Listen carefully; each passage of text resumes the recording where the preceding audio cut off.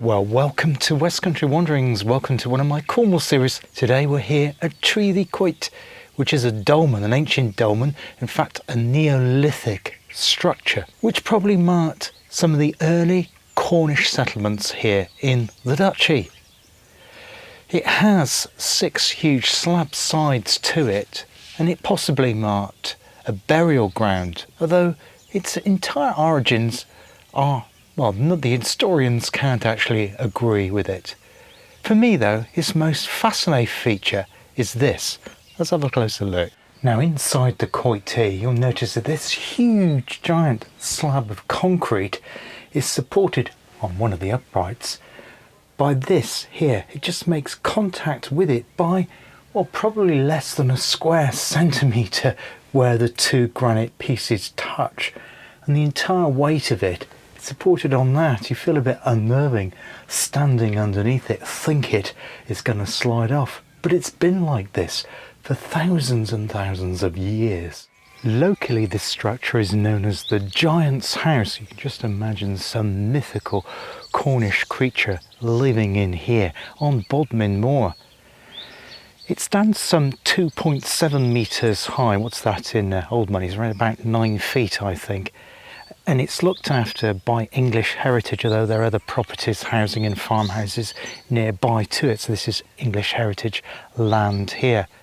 In 2017, it was actually put on the at-risk register. Just imagine why it is at risk, because it is unprotected and it is a crucial piece of Cornish history going back to Neolithic times. Now, a few years ago in Cornwall, another trust was set up, the Cornwall Heritage Trust, to look after places like this specifically for Cornwall. So the overall site is managed by English Heritage, but the day-to-day maintenance of it is managed by the Cornwall Heritage Trust. And I'll put a link to the Cornwall Heritage Trust in the description of today's video, because they do amazing work in and around Cornwall. And they look at lots of other sites. Near to here are the Hurlers, which we looked at a previous video when I was doing the cheese ring on Bodmin Moor. That lies to 2 or 3 miles to the north of here. That's a fascinating place in its own right. So you could actually make a day or half a day exploring all of the sites in and around the Bodmin Moor area. Fascinating that they are. Now, one of the things that historians and archaeologists do say about this is that originally it would have been covered with a large mound, much higher and taller than the top supported granite slab, that large granite slab with that tiny bit of contact between the two. But its exact purpose is unknown. In one of the slabs there is a hole, and it has been commented it may have been used for astronomical purposes, for observing the night sky, although that is only a mere theory.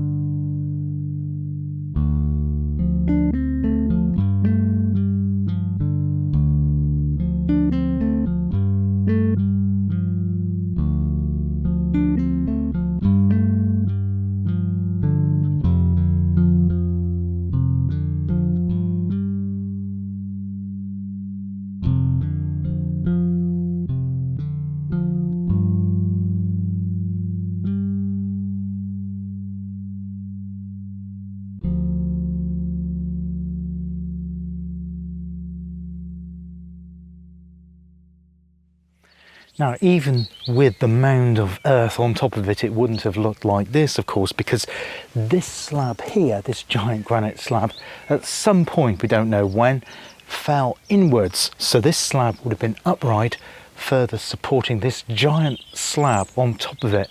And it's just a Mayan miracle that after this slab fell inwards, that this top slab still stayed in place, but it did damage some of the slabs inside. You can see some damage there when that giant concrete when that giant granite slab fell inwards. In case you're wondering where that astronomical hole is in the top slab of granite, it's right up there. Now the other oddity here is this hole on the front or the back of the structure, and it's thought that this possibly may have been the original entrance to this dolmen, although nobody really knows for sure.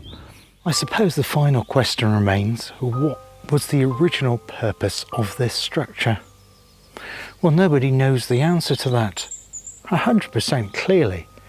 It's been speculated it was an ancient community burial ground, but possibly also, or instead of, a religious place like we have churches today.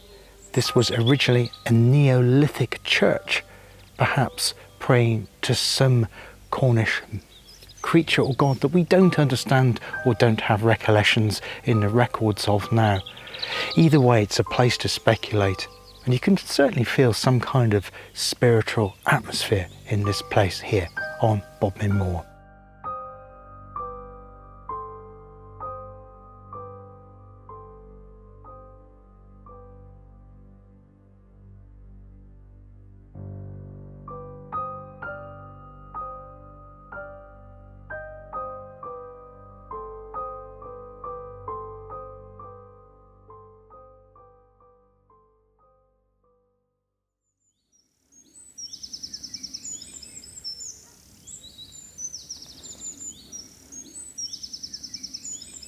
That's it for today here on West Country Wanderings, one of my Cornwall series at Trethevy Quoit here on mysterious and magnificent Bodmin Moor.